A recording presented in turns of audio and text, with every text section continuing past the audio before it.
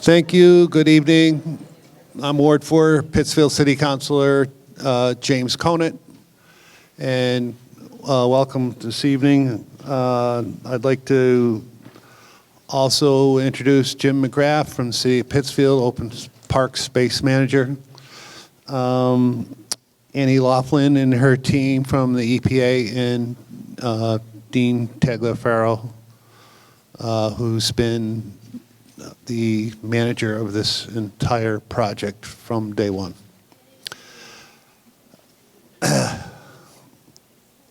Dean does live in Ward 4, but I won't tell you where. Tonight we're going to review what the preliminary plans are for this very large project. And while I want to reference the fact that nothing is set in actual stone, but we do have the public comment period that is part of this meeting, and that will all go towards making the final decision, which is many months away. So at that point, who's going to start first? Okay, all right. This is Dean Tagliaferro, and he's the manager of the EPA. Thank you.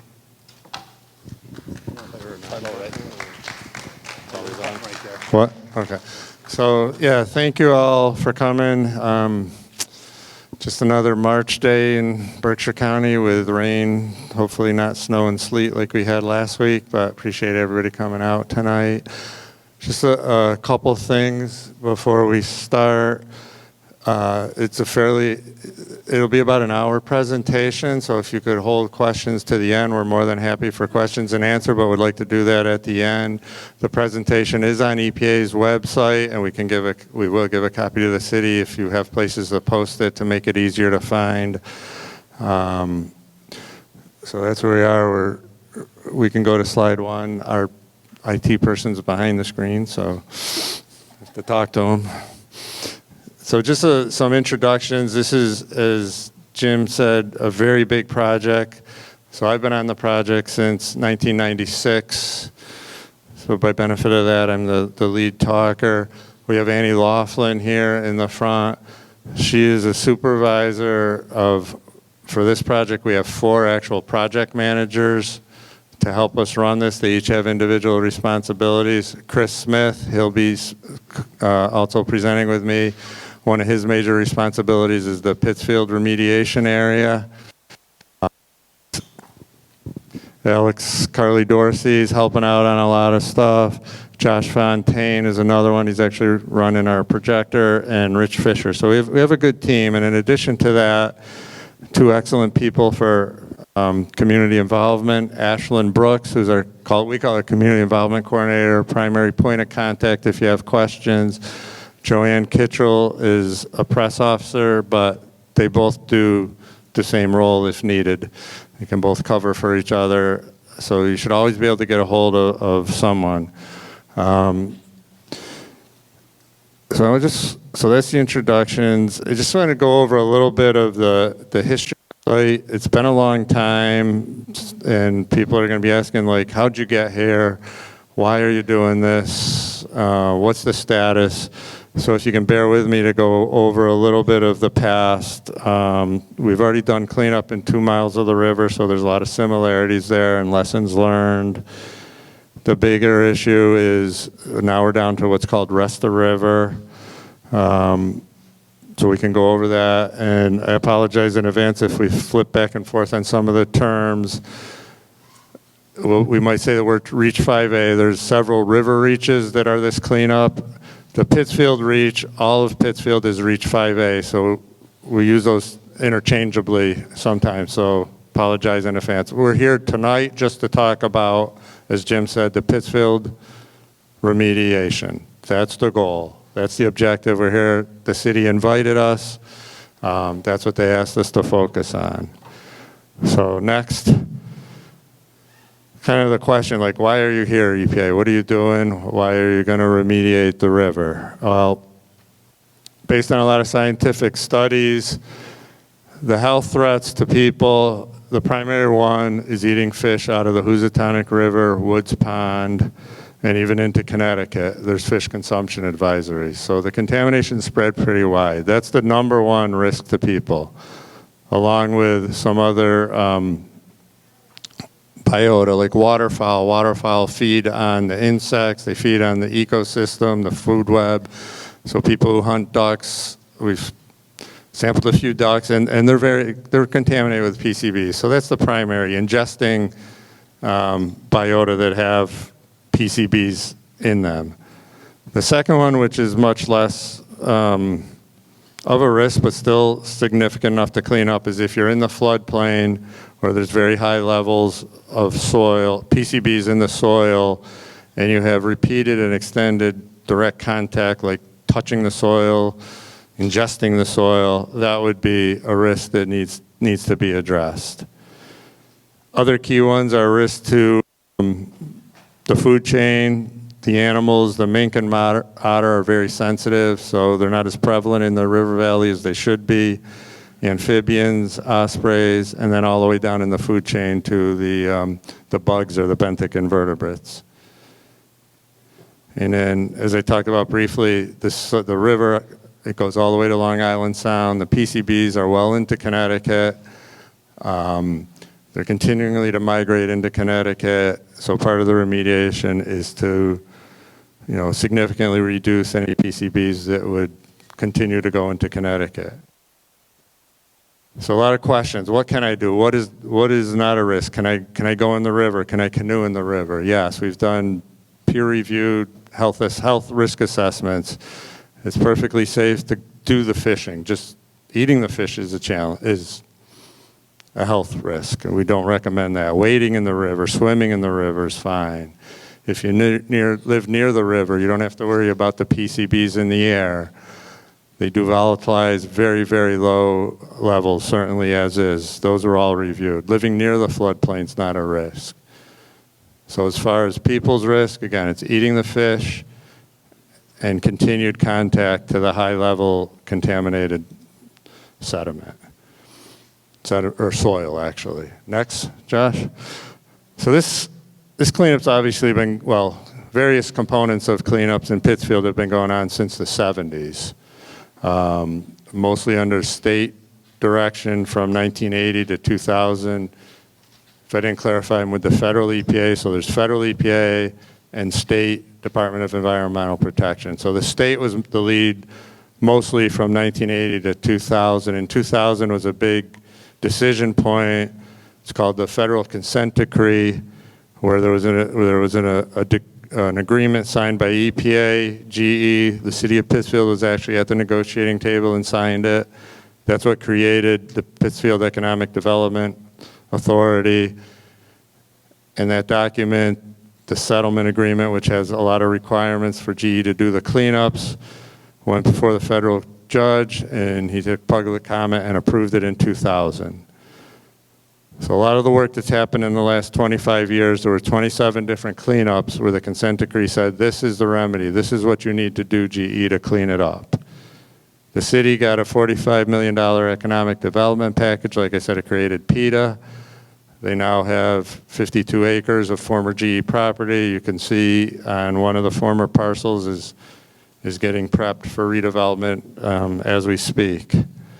And there was a fair amount of cash involved in that, and it's been put in various spots. I think Pittsfield Economic Development Fund or GE Development Fund, but that was all part of this 2000 consent decree. So next, the people who've been around know like how expansive the GE property was, and all of it needed to be remediated all the way on the eastern side, all the way to plastics, former GE Plastics, Merrill Road, comes all the way across East Street to Silver Lake, and even some areas off Elm Street where the river was actually channelized in the 40s and then backfilled with contaminated fill. So just a massive swath of area that we spent 25 years cleaning up. And along with that, the first 2 miles of the river, starting at Newell Street and going to Fred Garner Park, just around here off of Pomeroy. Next. So relatively speaking, the rest of the river is much less contaminated than the first half mile. The first half mile right adjacent to GE's facility, and for people who've been around a long time know that that part was also owned at one point by Pittsfield Coal Gas Company, so they manufactured coal gas, liquid coal. So there's a combination in that first stretch of the river of coal tar oils and PCBs, very contaminated, had to go very slowly. It's a little hard to see, but that's actual sheet piling that sealed off the river, dried it out by pumping, and then just dug out the heavily contaminated stuff. So I'm showing you this a couple of ways. This is one of the ways you can do the river if it's narrow enough. You can dry out one half and then do the other half. And then 10 or 11 years later, and that was completed in 2002, the photos, you don't even see the difference. That's the same picture, the same, taken from the same bridge. So, you know, we feel the restoration's been pretty good. Next. So as you move away from the plant, the PCB contamination in the sediment gets lower and lower each stretch of the river. The next stretch was from Lyman Street all the way to and past Fred Garner Park to the confluence of the West Branch. So this is called the East Branch of the river. It meets up with the West Branch of the river, which flows behind Clapp Park at the end of Fred Garner Park. And then the river changes, you know, dramatically. The size gets much bigger as more tributaries come in. So that's why we ended at the end of Fred Garner Park. We did two or three methods to do this river. Again, we use sheet pile. These are 30-foot long sheets. It's a very slow process. You pound them in with a crane, but it lets you do the river in a drier condition and, you know, can clean it up. It's just really slow. So this mile and a half took about 4 years. And again, you can see the restoration looking down from Lyman Street. If you didn't see it before, there's not much difference. It's actually more native trees than were there before, a lot less invasives. So in some sense, a lot better. Next, Josh. Once you got to a different area past Dawes Ave, then you had a lot of river outcrops or bedrock outcrops, so you couldn't use that method. So I'm just showing this, there's various methods to clean the river. We actually dammed up the river and did a bypass piping and could do the channel wide open. Both of these methods are not going to probably be used, certainly not to this level when we get to the rest of the river, because it's a much different river. It's still flashy, but for people who lived through and saw the first 2 miles, it's not going to be done anywhere near the same way. It'll be different, there'll be different challenges, but that's the way this was done. And again, the vegetation is coming back really well. Next. So a lot of questions we got asked. How come there's so much rock on the riverbanks? How come there's rock in the river? Sort of looks a little bit like the flood control chutes in Adams. Well, over time, a lot of those have silted in over the 20 years, and you'll see the vegetation is coming in pretty good. Well, in these first 2 miles of river, if you own property on either side of the river, you didn't want your property to erode. And just the nature of rivers and the nature of this being urban and a channelized river, the river's trying to push and trying to erode. So this was a property actually off Loudon Street, Appleton Street area, that area between Dawes and Pomeroy, and you could see it's already washed out like 30 feet. So we had a need to put riprap rock, armor stone, on these riverbanks to keep the river in this stretch from meandering. That's what rivers like to do. That is not the situation once you get past the confluence. Much less infrastructure, much less private property. The river can move back and forth a little bit without much impact to people's property, people's land. No one wants to, this person didn't want to lose 30 feet of their land. So when you get past the confluence, there'll be much less of a rock or armor stone, whatever you want to call it, on the riverbanks or in the restoration. It's still going to be needed on maybe sharp bends, around bridge abutments and in certain areas, but it's a completely different ecosystem, a completely different dynamic. So that's some of the reasons for showing these examples. There's some lessons that are applicable, lessons learned, but also it's going to be different. Next, Josh. So this is just an overview, aerial photo, post-remediation. On the right is the confluence. On the right-hand side is the east branch of the river that was remediated. You can see the vegetation there. It's very similar to what's on the left side, which is the west branch, which was not touched at all. So if you go to Fred Garner Park and go to the parking lot and take the footpath all the way to the back, this is where you'll come. This is the confluence. And it's also here because this is the start of the cleanup for the next 5 miles in Pittsfield. It'll start right here at the back of Fred Garner, at the confluence. So a couple things. How do you know what you achieved when you cleaned up this river? Did you just waste your time? What were you doing? EPA, you caused a lot of disruption. So this is one of the metrics that we use. What was the condition before and what was the condition after? So I'm going to use a couple of units, but I don't want to get too technical here. It's called parts per million. That's how you measure the PCBs. It's pretty much what it says, 1 part PCB per million parts of soil or sediment, if that works for you. 10,000 parts per million for frame of reference would be 1%. 1% of that would be PCBs. So even though we say high levels, like 100, it's like 0.01%. It doesn't mean it's good for you, but just trying some scale. But the important thing here is not so much the number, but where we started was in the 60s to the hundreds in the sediment.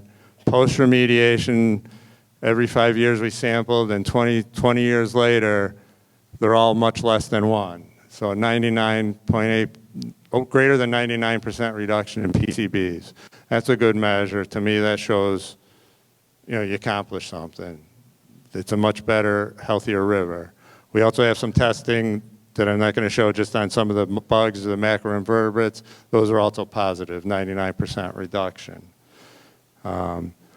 Next slide. Same thing. So you'll see the concentrations here. They vary 60, or these are much lower. So this is, like I said, the next stretch. From the 1.5 miles, your concentrations are going to decrease, and they're going to continue to decrease in the next stretch in Pittsfield. Again, just on the right-hand side, with all that work, 99% reduction in the PCB. So we feel it was pretty successful from that point of view and from the restoration point of view. So now we get to rest the river, what we call rest the river. So sorry about all the terms. This was the first 2 miles. Now rest the river, which goes from the confluence to Long Island Sound. So you can see in the figure here.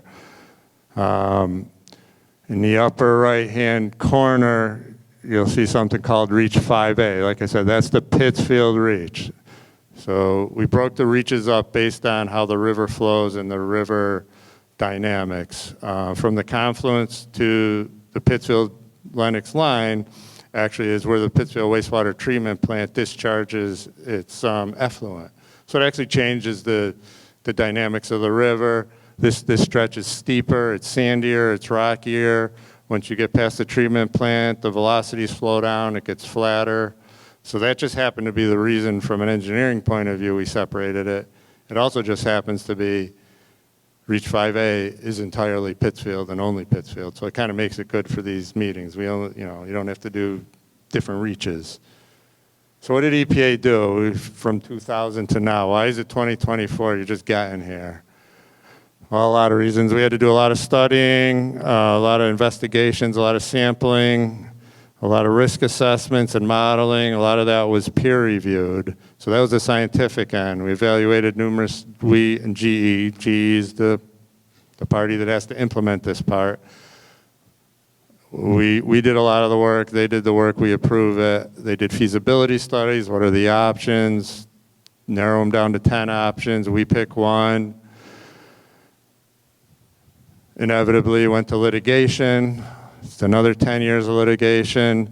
So we, in 2018, went into a mediated format to try and reach an agreement. The city was there. They were at the table. They had representatives. That came out with what we call the settlement agreement in 2020. And 8 of the 9 parties in the agreement signed it. EPA, particular to this meeting, EPA, GE, the city, 2 NGOs, Mass Audubon, and Berkshire Environmental Action Team signed that agreement. So we're still 4 years in, so it's still a long process. So a couple things came out of that, and I'm not one to just read bullets, so we'll post this, but along with the cleanup, the city did get some economic development pluses on that, $8 million in funding that the city can use at its discretion. People who live around the facility, the plant, GE, had a lot of parking lots. They've converted 3 of the paved parking lots to grass areas. They're tearing down a lot of buildings. There's other aesthetic improvements that they are going to work with the city doing.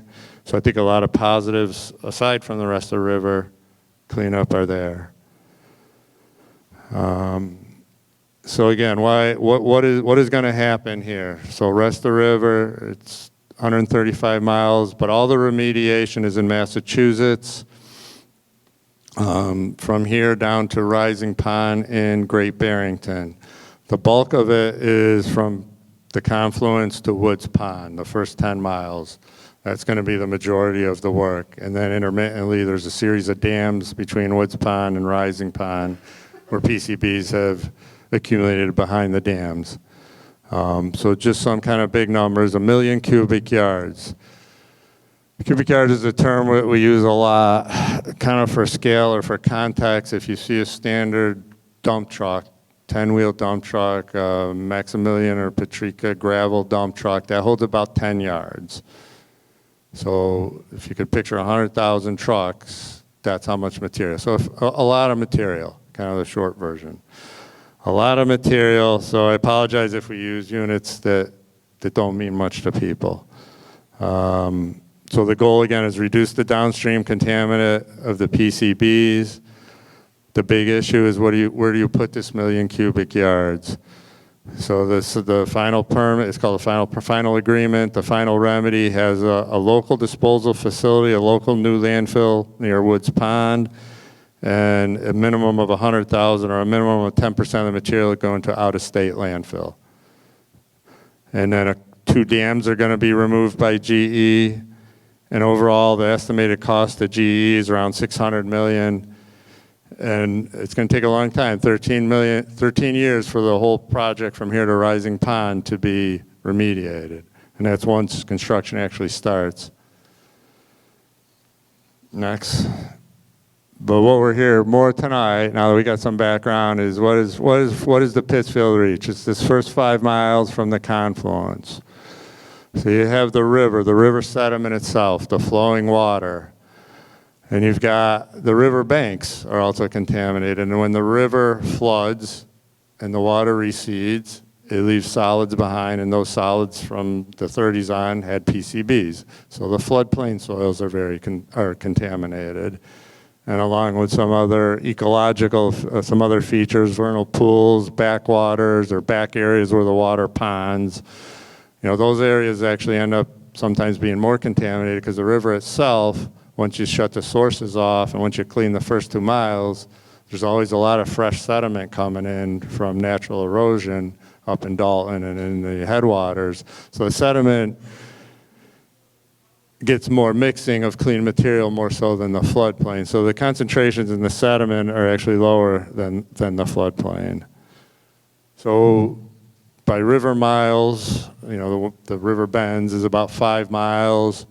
We estimate the remediation in Pittsfield will be about 5 years. So very roughly, all as Mr. Conan said, rough estimates right now, we're at the very conceptual stage of the cleanup, about 1 mile per year. Chris? You can go more into detail. All right. Yeah, that's fine. Hi, everyone. My name is Chris Smith. I'm one of EPA's project managers on this site, and I am overseeing a lot of the work that's being done in Reach 5A. As Dean said, Reach 5A is that first stretch of rest of river. It extends from the confluence to the wastewater treatment plant. And when we say Reach 5A, we're talking not just about the river sediment itself, but also the banks, the floodplains, the vernal pools, all that. all those other aspects that are in Reach 5A and the rest of the reaches on the site. And we have about 325 acres of floodplain in Reach 5A, so a lot of floodplain to deal with as well. I'm going to run briefly through the different components of the remedy, starting with the river sediment itself.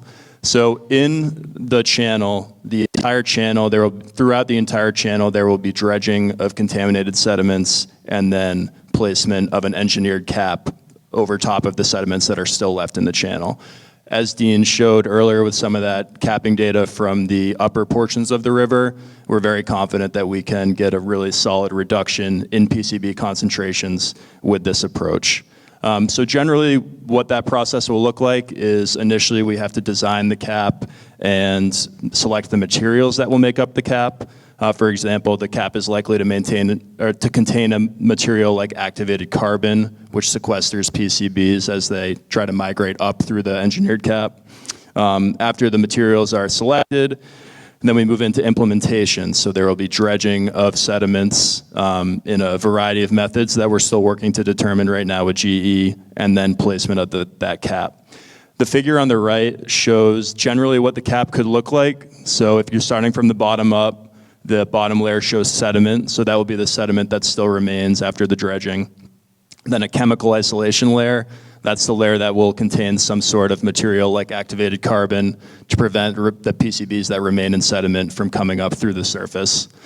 And then an erosion protection and habitat layer, so that layer will protect the chemical isolation layer from the effects of erosion and also provide a clean area for organisms which inhabit that sediment to be able to utilize it. Next slide.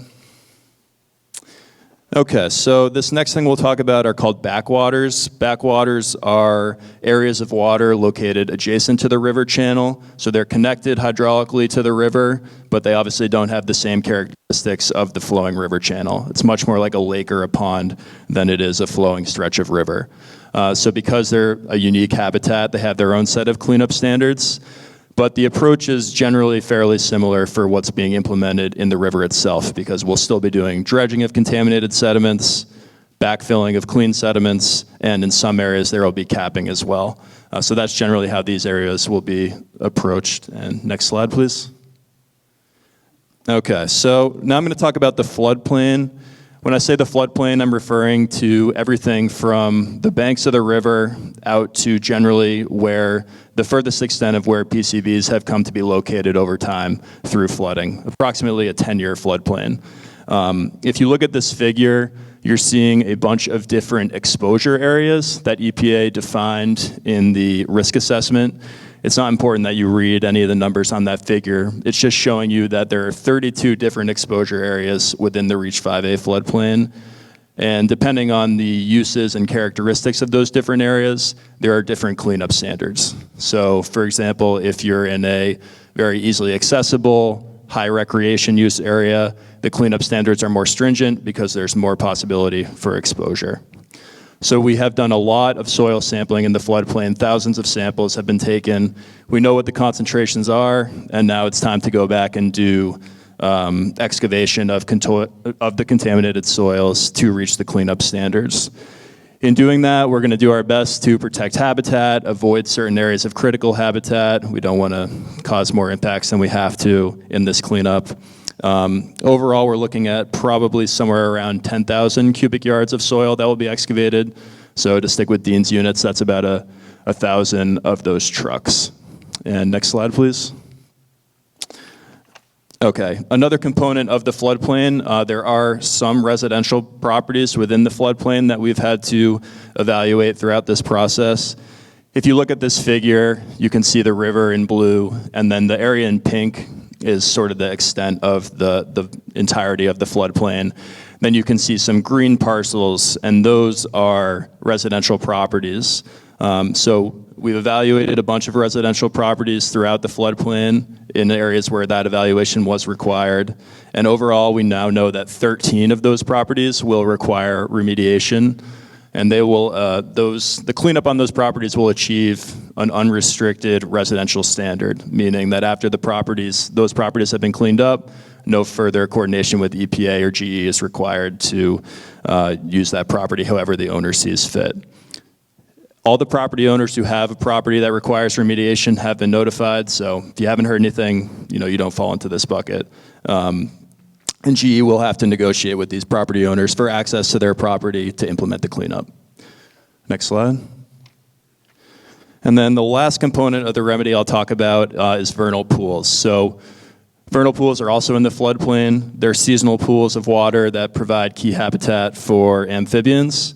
And they're a unique feature that we care a lot about, the state cares a lot about because of their biological importance to the floodplain. So we're actually doing right now a pilot study to look at testing 2 different approaches to cleanup, one being an amendment-based approach, one being an excavation-based approach. An excavation-based approach would be similar to what we're doing in the rest of the floodplain, digging up the contaminated soil and sediment and replacing it with unimpacted soil and sediment. But that can be disruptive to vernal pools, so we're also testing the possibility of using an amendment-based approach, which would be adding something like activated carbon. So we wouldn't physically remove the PCBs, but we'd be adding something that would sort of sequester them in place and not, so they wouldn't be available to the organisms that live in those pools. And overall, there are 48 vernal pools in Reach 5A that require remediation. Next slide. And one more slide for me before I turn it back over to Dean. I'll just run through the estimated schedule as we see it now for Reach 5A. EPA is currently reviewing the conceptual remedial design, remedial action work plan for Reach 5A. We've gathered a lot of stakeholder comments, and we anticipate issuing a lengthy comment letter to GE sometime this spring. Based on that comment letter, GE will collect additional data throughout 2024. And then in 2025, we anticipate they will submit a final remedial design, remedial action work plan, which will really get more into the details in a way this conceptual report does not. And then we anticipate providing comments on that report, getting one final revised version, which would then be the final remedial design work plan that will guide the work in Reach 5A. And again, we'll hopefully get that sometime in 2025. By the time we make it through all these documents and the other documents that GE is required to submit throughout this process, we're probably looking at construction beginning in 2026 or 2027 for Reach 5A. All right. Thanks, Chris. Like Chris said, and Jim said at the beginning, we're still at the conceptual design phase. There's been a lot of work to get to that point, and the conceptual design is pretty much, I call it like the footprint of what needs to be excavated. How much floodplain soil, how many vernal pools need to be addressed. And we know all the sediment, most of the material is going to be the sediment, but I'll kind of apologize up front. We don't have a lot of details right now how it's going to be done. It's a very complex operation, a lot of moving parts. So we'll answer the questions the best we can based on the experience we have, that we've done a lot of these cleanups here with GE over the last 20 years, and we've done them across the country with other people at EPA. So we'll be as open as we can, but like we said, there's a long way to go. So GE has to implement the cleanup. It's on them to implement it. EPA, and we have some contractors who will be on site continuously during the remediation. Our project managers come out, like throughout today, they come out a lot. They'll be out here a lot, but there will be always somebody watching the remediation, approving the plans. We collect independent samples if GE has to collect a sample to say they got to a clean number. Or whatever sampling they do, we oversee the sampling. We'll collect our own for quality control and match them up. If they got 10X in their sample, if we got 10, we know it's a pretty good result. If we start seeing a wide variety in our results and their results, we'll look into it. That goes to air sampling. We'll be conducting our own air samples, send them to our own labs. Our own contractor will pay for it. So our goal is to obviously ensure that GE meets all the requirements and gets this done as efficiently and safely as possible. Next. So, we've obviously committed, and we would do it anyway without the settlement agreement. We'll work, as much as, we'll work very closely with the towns. Jim McGrath is the point of contact for the city for us, but, we work with all the departments as needed. Jim Kona, your ward representative. Also, I think all of this stretch of the cleanup is 100% in Ward 4. Which is also kind of convenient and nice. So we've got two excellent contacts, and the city's very involved, and we talk to the city on a regular basis, and certainly we'll be doing more and more as we go along. So we can continue, we got various ways to keep the public updated. We have our webpage, GE, as part of their quality of life document submittal. They will create their own webpage that'll be more focused just on this cleanup. Ours covers all 25 years of work, so it's not as targeted. So that's in development. There's many other ways we can have outreach. Next. So there is some stuff we do know. There are some details that are locked in that we can talk about. Some things that GE is prohibited from doing, and just generally how these projects work. So right now we have like a preliminary volume of material and preliminary areas where it needs to occur. And then you also have to, after you do the cleanup in this stretch, you have to bring in clean backfill, clean material both in the river sediment and floodplains. So there's going to be a lot of material that moves. One of the things the city bargained for and achieved, there's several discrete neighborhoods, 3 discrete neighborhoods I'll call it, in this stretch. Not that the others aren't neighborhoods, but they're smaller streets that go down, a lot of them right off Pomeroy here. I'm not going to read them all. There's the Polo Grounds, if I can still use that phrase, the Horse Streets, and then Joseph Drive, the Anita Drive neighborhood. So GE cannot run contaminated material down those roads. That's a flat-out prohibition. They can use it maybe for surveyors to come down, engineers to come down, but no contaminated material is going to go down those roads. So that's one thing that we do know. Next. So how is GE going to move all this material? Well, there's 2 components. One are how are they going to move it within Pittsfield itself, kind of in the work zone. That's one thing that Chris is working on. That's part of the detailed work plan that we don't have a lot of information, like where exactly are they going to put temporary stockpiles, staging areas for equipment. So that's one component. But separate from that, GE was required to and submitted it's called the transportation of materials. Like, what's your thoughts on how you're going to move this stuff? How are you going to get it to either the landfill by Woods Pond, or how are you going to get it to out-of-state landfills, say in Michigan or Utah? So they submitted it in October 2023. We had, numerous, very, massive amount of comments. GE's plan focus for the Pittsfield stretch, especially exclusively on trucks to move the material. There is some what's called hydraulic pumping or slurrying material from Woods Pond through pipelines up to the disposal facility. That's not really practical up here in Pittsfield to run it 10 miles, and it's sandier and rockier material. So the Pittsfield stretch, it has to move either by trucks or by train cars. Those are the only 2 ways to do it. Their plan was strictly by trucks. So we've already been told they need to look a lot more closely at rail, the pluses and minuses of rail. And I'll talk a little bit, but I can talk a lot about the pluses and minuses of rail.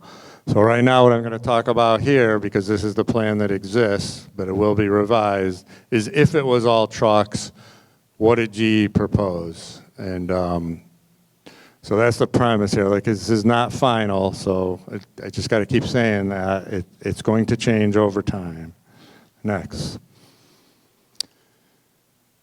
So hopefully the area is clear. I kind of picture, I think as most people know if you're from Pittsfield, the area, the Housatonic River is in the middle. It's bounded by 2 call major roads or more major roads than neighborhood roads. East New Lenox Road is on the east side, Holmes Road's on the west side. It's really the only two public roads that the material can go down to go to Lee. So if you're focusing on housing, and down in the lower right-hand corner, you can see Woods Pond, the large pond there. You can see the lime green line going down there. That's where the landfill is, south of Woods Pond. So the material, if it's going by truck, has to get there. So there were various options. There was options to go down Route 20, down Route 7. What GE proposed was everything on the east side of the river would get at some point to East New Lenox Road, would go south into Lenox, cross New Lenox Road, and down Roaring Brook Road. So the Pittsfield stretch would be East New Lenox Road. The west side's a little more complicated. You have to come down Holmes Road. This is where there are options. The option they propose, which we think is actually better for a lot of people south of Pittsfield, they would go east on New Lenox Road, and then again, go south on Roaring Brook Road. So those would be the most two impacted roads. So yeah, the line there going east and west is New Lenox Road. Otherwise, the other option would be go down Route 7 and 20 and then cut across one of the streets down there. So this is what it is. So with the estimated volume and the estimated duration and the size of trucks that you would use, it would be about 15 trucks a day, average. So sometimes more, sometimes less, depending if they're excavating or backfilling. So that's it, and that's 15 combined, so maybe 10 on one side, 5 on the other. And again, a lot of the details need to be worked out. Next. So that's to get it to the local landfill. The other option, and this side's a little more complicated, is how do you get it out of state from Pittsfield? Well, the most direct route is Route 20 West, which is what GE did for the last 25 years. You go up Route 20, West Housatonic Street, go left, go out Route 20, over the mountain, and out of state. That's if you're using trucks. So you have to get there. You can get there various ways. If you're from the East New Lenox Road side, you can go to New Lenox Road and then up Route 7 and 20. Holmes Road, there's various options. There's Pomeroy Ave, there's Crowfoot Street, there's East Housatonic Street. So those are all options. Again, the majority of the material is going to be going to the local landfill.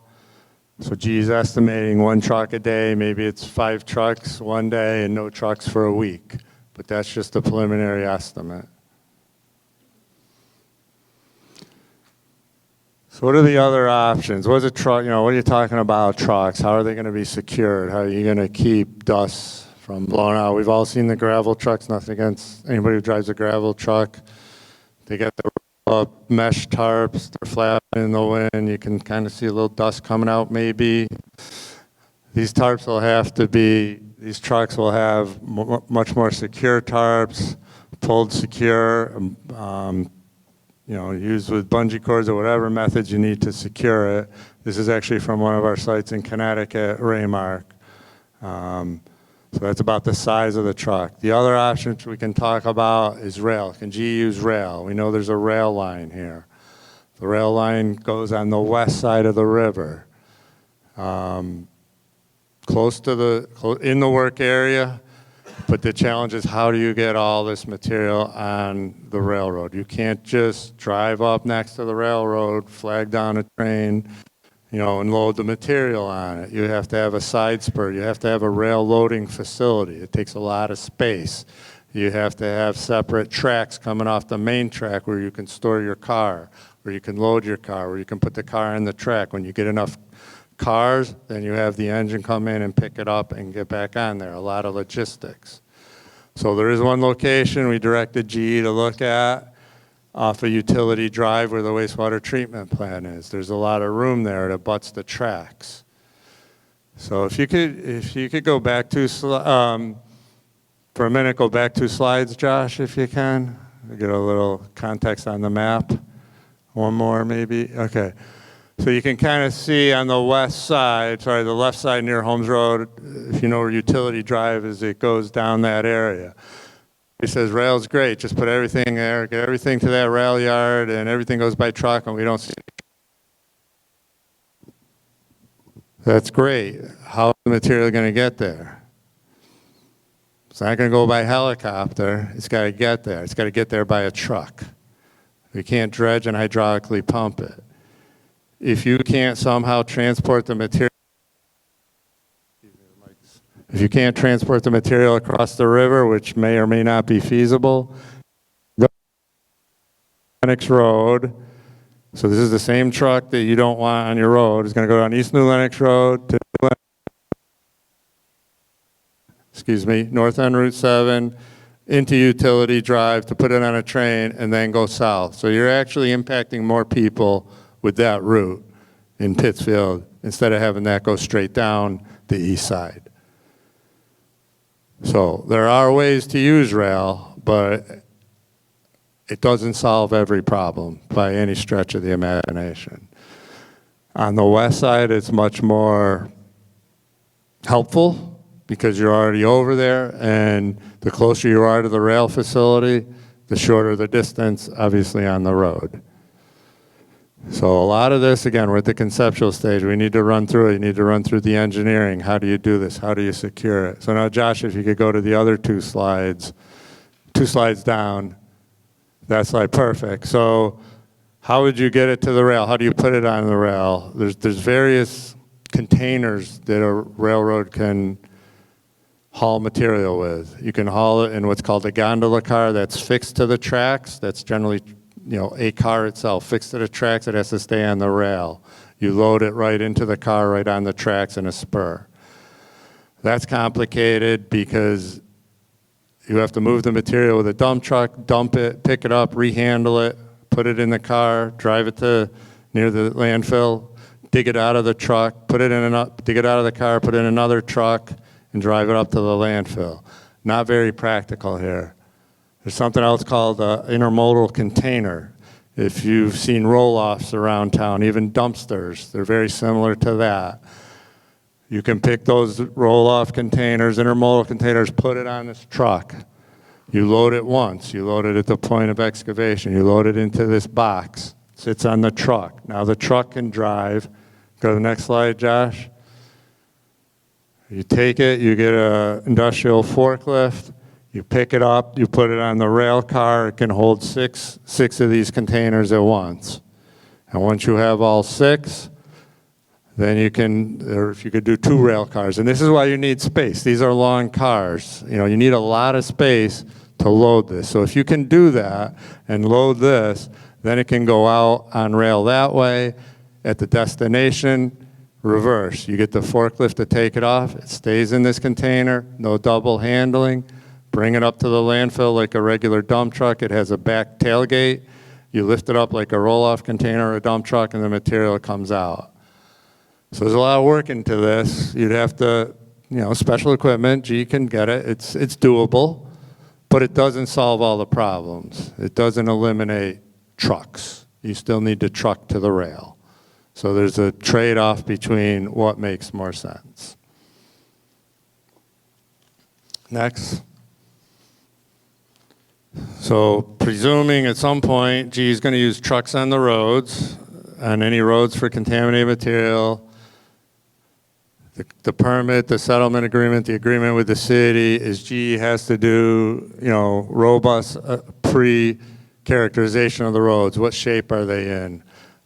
We've talked to Ricardo, the Public Works Director, the city, all the towns. So G has to do, it's called some 3D or assess the current condition, assess the cracks in the pavement, use high-resolution cameras. There's a way to check culverts underneath to see what condition they're in. You want to document, basically you want to document as best you can the existing conditions. If there's road stress or damage, G has to repair that. Now, as I was saying, if there's a little pothole, they create a little pothole. They don't have to do a 3-4 foot road reconstruction. But they're going to have to repair to make it as good as it was at the beginning or better. Sometimes you have to just repave the whole thing. So this is all coordinated with the city, all the maintenance, the inspections, the oversight. And they can do interim maintenance if needed. Obviously, they're not going to wait till all 13 years are done and then go back and fix the roads. So that's a component, another coordination component that's required. Next. Just a few more slides and we can get to the questions. So GE had to submit what's called the quality of life plan. Like how GE do you propose to address issues that affect the community? Issues that come up, air quality, noise, odor, lights, working hours. Now again, we don't have final design, so these are like tentative. This is their tentative plan. This is their plan, but things are going to change. If they say hours, why can't you say the hours are 9 to 5, Monday to Friday? Well, a lot of times when you're working in a river, in a flashy river, you need to work weekends. You need to work when you can. You need to work when the water's low. You might have to work 7 to 8. You might have to have pumps running overnight to keep the area dewatered. But there are some general guidelines. There are some procedures that they propose to address these. So there's action levels, there's some quantitative standards and some qualitative standards. And there's a lot more in that plan, but that plan's on our website and the input period is through March 29th. And then as with every document GE submits and we get input on, we review the comments, then we give further direction to GE. So a lot of iterative steps in this process. Next. Again, everything with the city of Pittsfield. Any and all ways needed, conference calls, meetings, anytime they know we'll come out and meet with them during the planning, design, construction, and even when it's done. How do we communicate with the community? So GE, as part of their quality of life plan, they're going to set up a system. They're going to have a project website. They're going to have a way to file complaints online. Email distribution list if you want to be on it for updates. A community liaison is going to be designated, for the community to have a point of contact. So all that's in the plan. And I encourage you, if you have concerns or questions on it, review the plan on the website. There's an EPA email box that you send to, and we get comments that way. So we've done this, like I said, next slide. I've done this for 25 years here. I started in 1996 with the worst part of the site. Next slide, Josh. Air monitoring. Like I said, right now, the current conditions, there's really no threat from PCBs in the air. They can volatilize like almost any organic compound. They're not like gasoline. They don't rapidly volatilize in the heat. They do give off, and now that you can monitor at really low levels, you can detect PCBs in the air. GE will be doing air monitoring weekly in an active work area. So if they're digging an area at the wastewater treatment plant, for example, I'll pick that one, there'll be monitors. There's usually 3 or 4, one upwind, you don't know, in case the wind moves, in all 4 directions with a focus on protecting the closest place where people are. Like if you had a house or a neighborhood on one side, you would make sure you had a monitor there. Less concerned, maybe so where the river is, but it'll be bounded with monitors and it'll be done weekly. And EPA will run their own monitor right next to one of their monitors at a given frequency. And we've been doing that for years, and the data is very consistent. So the air monitoring we've done over the past 20 years, clearly demonstrate that it can be done safely. I've been there. I've been on the excavation areas. I've been in those rivers during the excavation. I never wear a mask. It's not needed. It's not an air issue. But we do have standards that they need to meet. Next slide. So we have health-based action levels or notification levels. If it gets to this level in those monitors, they got to notify us right away. So this graph is from the 1.5 miles. So the concentration, so you measure PCBs. PCBs can get airborne 2 ways. They can be attached to a particle of dust, solid phase, if you can picture that. If you see a dusty road, dust is in the air. PCBs bind, they like to bind to solid, so it'll bind to that particulate. That is in the air. PCBs, like other chemicals, can also go from the solid phase to the vapor phase. So it'll be in the air, in vapor. You can't see it, but it's in the air. So it's two different media. Then the filters, the samplers collect both of those. There's an absorbent part of the filter that collects the vapor phase. There's a particulate filter that'll collect the solid phase.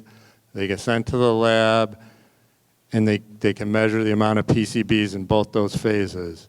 So you take that, that's the mass of PCBs. I don't want to get too technical, and then you measure the amount of air that went through it, and you can get a concentration of PCBs in the air. And we, based on our risk assessment and EPA's peer-reviewed risk levels, how toxic compounds are, you can develop levels.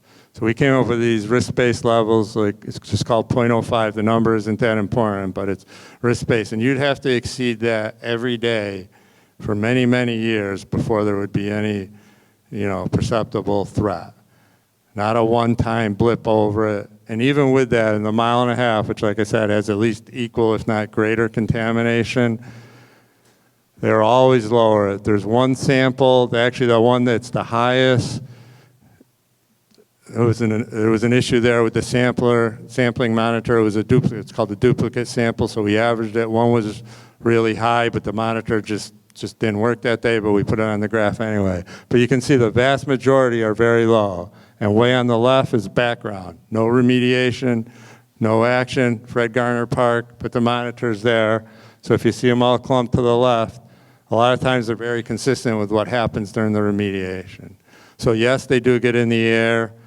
No, it's not hasn't been a problem for 25 years. I don't foresee it being a problem here. Other standards, other issues, there's noise standards that GE is going to have to watch and keep an eye on and comply with. If you're familiar with decibels, they propose some decibel standards here. Just a point of reference, your washing machine and dishwashers like 70, vacuum cleaners 80. So then around non-residential areas and residential, these are probably consistent or should max out around 80. If they use pumps, it's our job to make sure they have insulated pumps or silencers on them. If they have a generator, you put a housing over it. So there's ways to mitigate that. So there are standards. Next.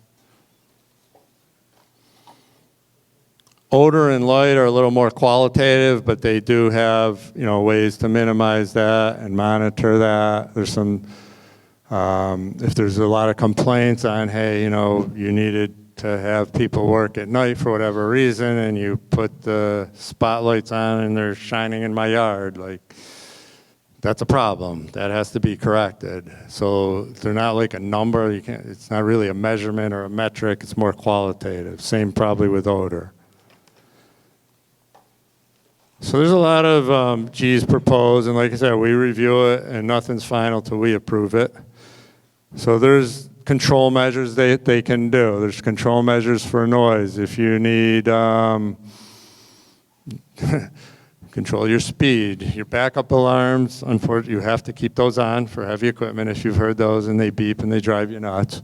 But there's certain things they can do. They could be a sound barrier if you're really close to a person. Like I said, mostly a lot of it is if there's a lot of work here with pumps that need to be maintained, or generators to do the air samples, or generators for equipment, there's ways to make them more soundproof.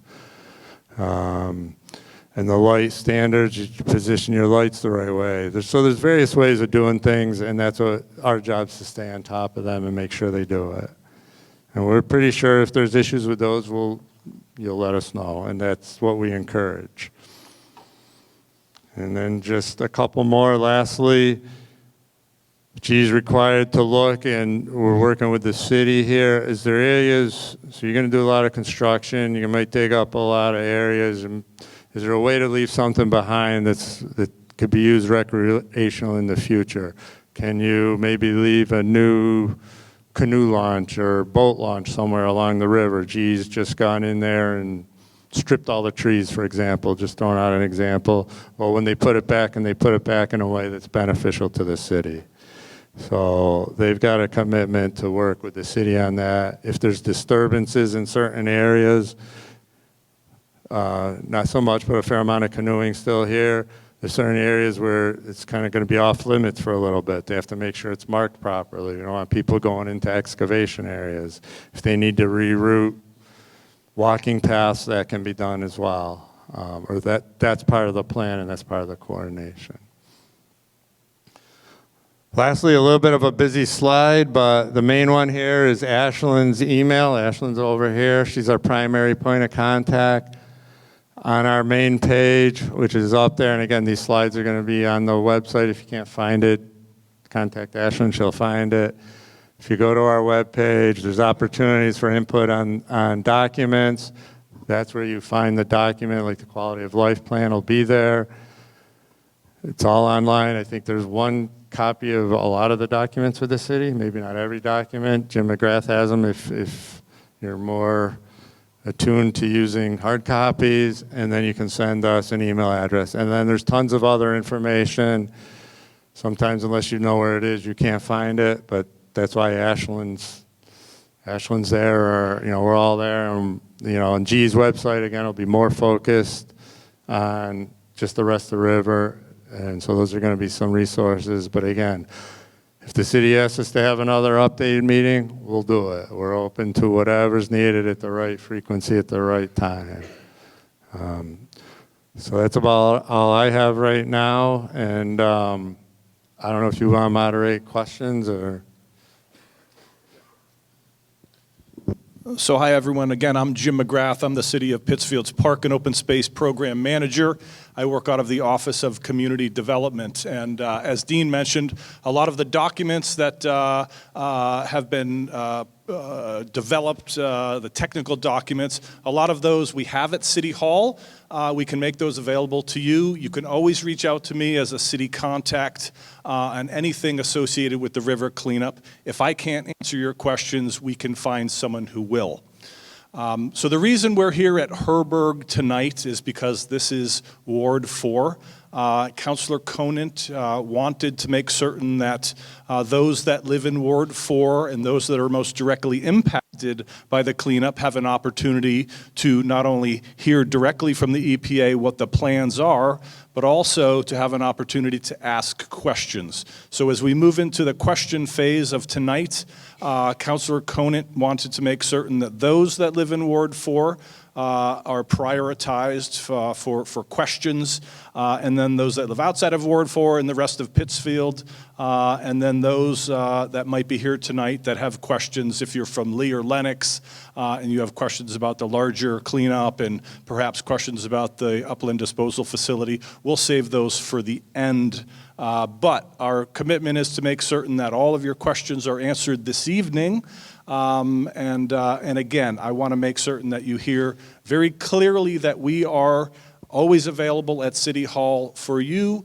If we can't answer your questions, we will find those that can.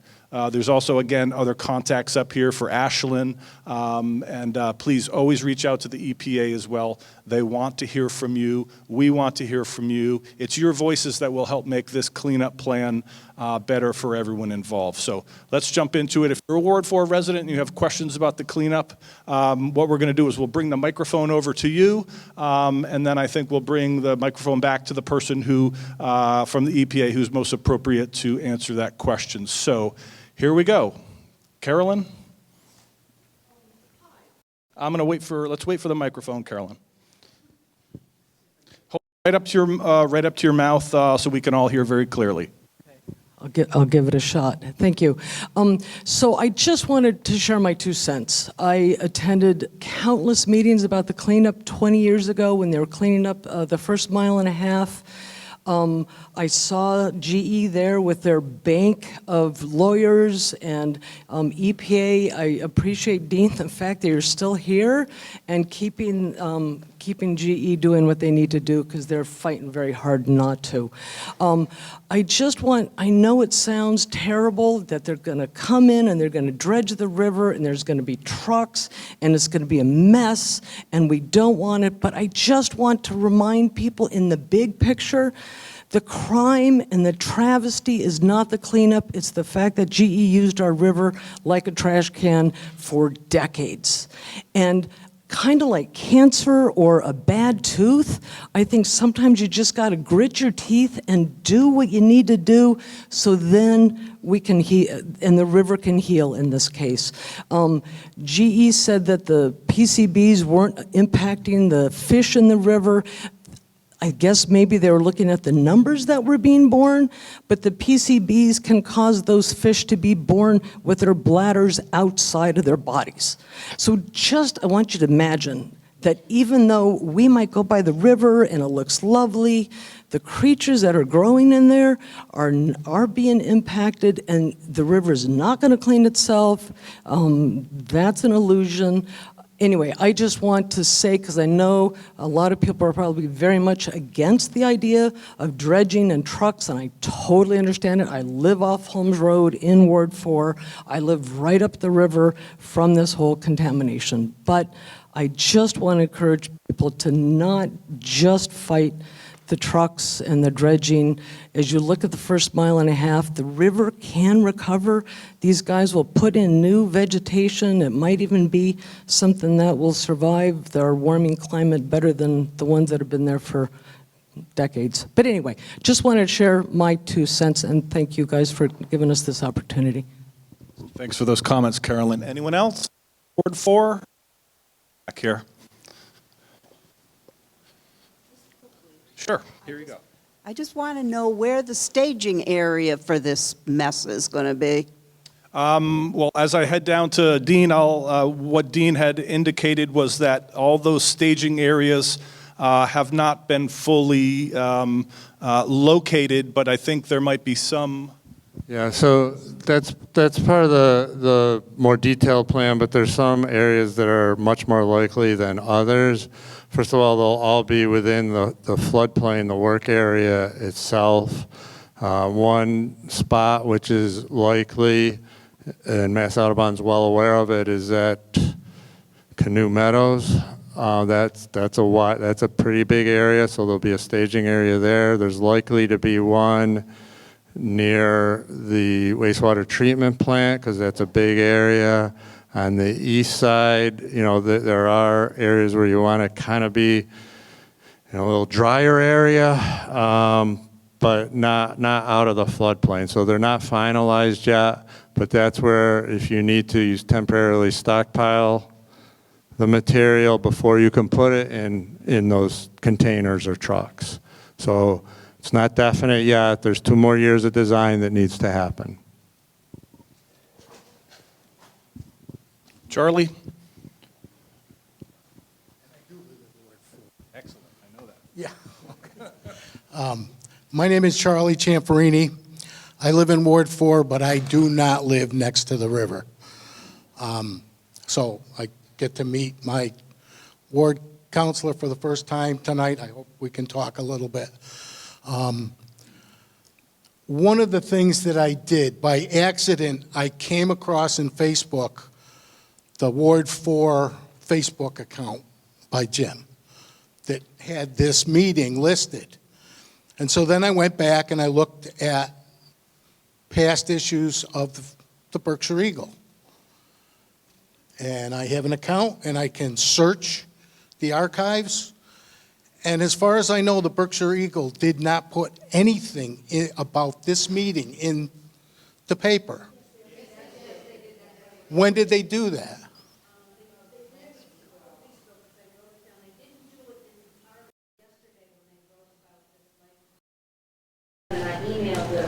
Everything I searched for, I could not find anything in the Eagle about this meeting. We could ask her. Yeah, no, it was on the website 2 weeks ago, and I think it was in the run of print paper.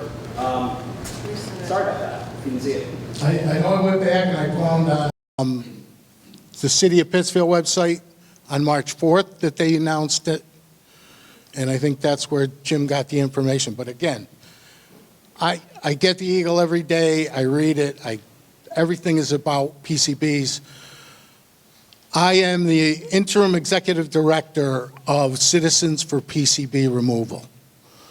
I just happen to live in Ward 4. I grew up in Lakewood in Pittsfield, where there was a lot of issues with residential properties. My wife and I started the Citizens for PCB Removal because of residential properties having fill from General Electric. And I stayed in the fight to clean the river as much as possible.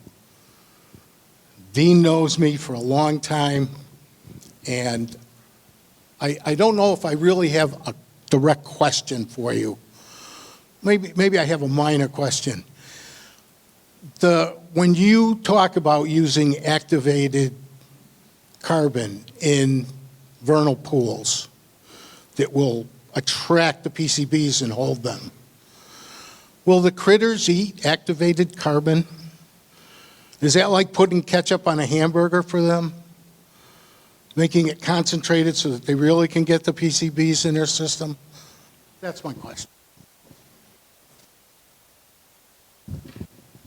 It's a very good question, Charlie. There's been a lot of studies in other rivers where this has been used, mostly quiescent rivers. It works when you have lower flows and lower concentrations. So yes, Chris used the word sequestered, which is the correct word. So if you can picture carbon or charcoal, it has a lot of pores in it, and what it does is the PCBs like to go to that carbon. That's actually how you treat PCBs with water treatment. You run it through activated carbon. So the PCBs will bind to the carbon. They do not degrade, they do not get destroyed. They're attached to the carbon. So there's been studies done where this has been placed, because it's one of the actually more common non-invasive methods when it's appropriate. And the biota does not seem to be affected, but that's some of the concerns that I know Jane Wynn and others have put out. We don't think it affects it that much, but that's why one of the reasons we're doing the evaluation. There's a pilot study doing both activated carbon and excavation. So the downside to the excavation is they're very sensitive habitat, like Chris said. You've got to get the hydrology just right. Vernal pool dries out seasonally. If you rebuild it with the elevation too high, it never gets wet. If you rebuild it with the elevation too low, it stays wet all year. So both have pluses, but your short answer is the data so far seems to indicate that it does not adversely affect the amphibians. Charlie, I am glad you found out about the meeting, because I've been at a lot of meetings that you've been at. And if you weren't here tonight, I thought maybe something would be wrong with you. So I'm glad you're here. Others in Ward 4? Right back here. Here you go. Hi, I'm Bobby Elliott Orsi, and Bobby Orsi Elliott. And I'm curious about Morewood Lake and all of the vernal pools that are attached in that area. There's a lot of low-lying wet areas, and I'm curious if those have all been tested and if they're part of this process. Thank you, Bobby. Morewood Lake. So if I recall, Morewood Lake is on the other side of, I believe, the railroad tracks. Is that right, Jim? And there's a stream from Morewood Lake that connects intermittently to the river, I believe.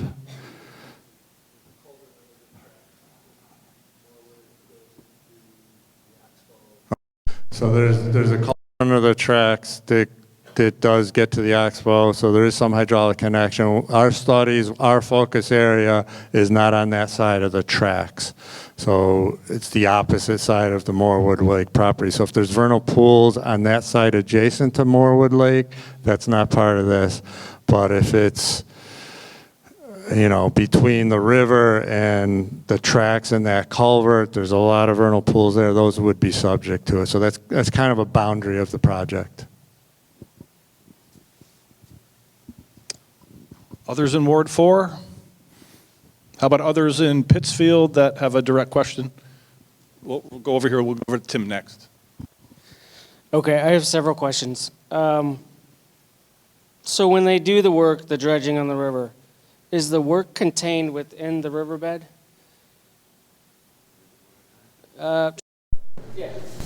So I mean, I own a property, you know, on the river. Are they going to be up on my property?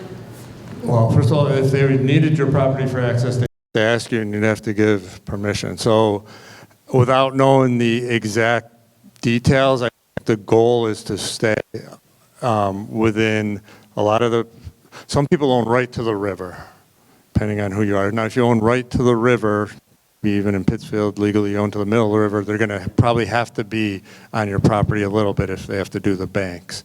To the extent they don't need to go there, they'll try and stay away. So one of the things we need to work with GE on how you're going to do it. You got a flowing river. You don't want to make it all muddy. Can you do temporary coffer dams? Can you do this? Can you do that? So they're going to work more, my assumption is, where they have the land. And hopefully state-owned or non-residential properties. But without knowing the details, if you want to talk to us the details, you could talk to Chris. We'd be more than willing to do it if I don't want to get into too much, unless you want to, you know, the personal stuff. But a lot of that, anything of that would be very close coordination. Okay, are we going to have access through the river? So, Like the canoe from right, there's probably not. That's one thing we need to work on. So say you start at Fred Garner Park, which I know is where the canoe launch is. We actually built that. So if they're dredging in the first mile downstream of that, they would probably recommend you don't go there and put signage up. Now, if you get 2 miles down, one thing we talked about was, can you do, if people want to, if you're at one point you're 3 miles down, 3 miles down the river, excuse me, they should backfill as they go, so it should be restored. You could probably go down 2 miles and come back, or there could be a way maybe to set up some portage in certain areas around the work area that might be tough in this stretch because it's all wet. So I think there are going to be areas, there's going to be canoe meadows. I know when that work goes there, that access road's going to be shut down, but there's alternates, and this is one of the things we have to work on for mitigation. There's going to be an alternate path through William Street if people still want to hike the area away from the river and canoe meadows. So GE has some obligations within reason to provide alternate recreational activities if they're disturbed. schedule. Once the work starts, can we expect that there will be multiple locations in 5A going on at the same time? Or are they going to start at Fred Garner and just work their way down? That's a great question. Are they going to hop around, or where are they going to go? They're going to start at Fred Garner and work their way down. And they're going to hopefully backfill and restore as they go. So as we did and a lot of it depends on the access roads. If, say, they got a staging area at Canoe Meadows, do they still have to come back upstream because that's the easy place to get out? So it may not be 100%.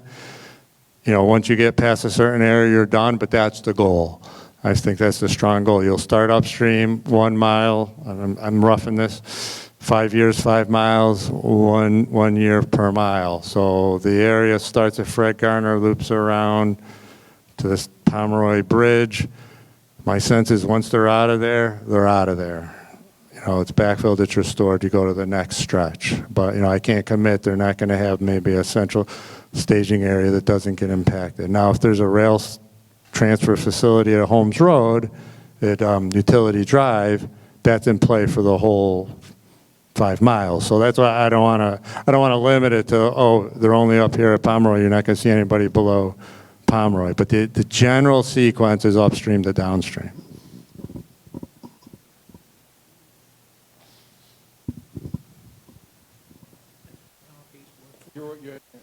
Is he Ward 4 over? Ward 4? We'll go this way. Had your chance, Tim. We'll come back to you. Daniel Moralia, Pittsfield, Mass. I'm an avid user of the Housatonic River, canoeing, kayaking, fishing, etc. One concern I have, what I don't see on here in the rest of the river, is concerns as far as historical and archaeological findings that might come up along the river, especially canoe meadows. Canoe meadows is basically referred to as Uncommit Crossing.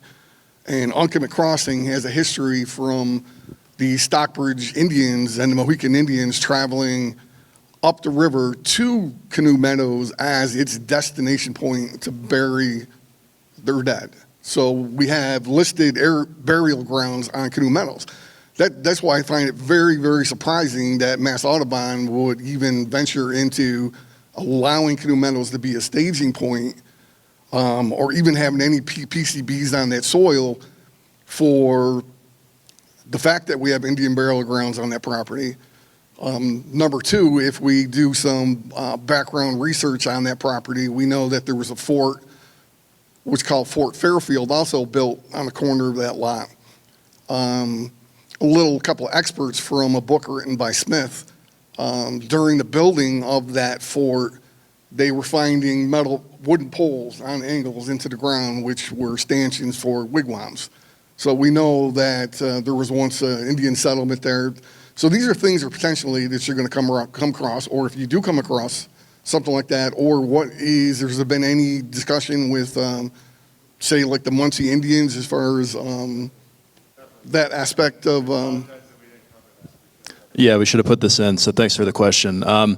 Yeah, we have done a whole series of cultural resource work plans and reports that are kind of covering these issues. So we had what we call a phase 1A to start that just generally conceptually looks at the area, identifies places like potential historic burial grounds and identifies those as areas we need to investigate more thoroughly. And now for Reach 5A, we're going to be implementing this summer what's called the Phase 1B plan. So now we look at areas of historic interest, we look at areas of tribal interest, and then we're going to actually go out there and do things like test pitting, for example, to look for artifacts. And then we'll have to build in anything we find into the cleanup plan. Obviously, there's certain areas that we can't avoid for the cleanup unless there's a reason we really can't clean it up, like a burial ground, for example.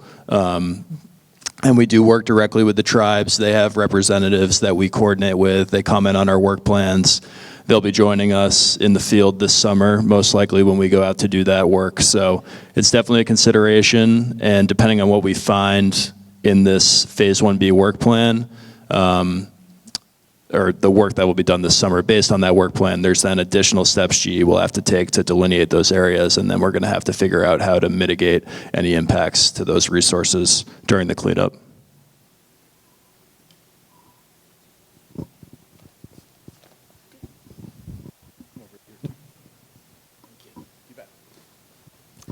My name is Tim Gray. I'm Executive Director of the Housatonic River Initiative.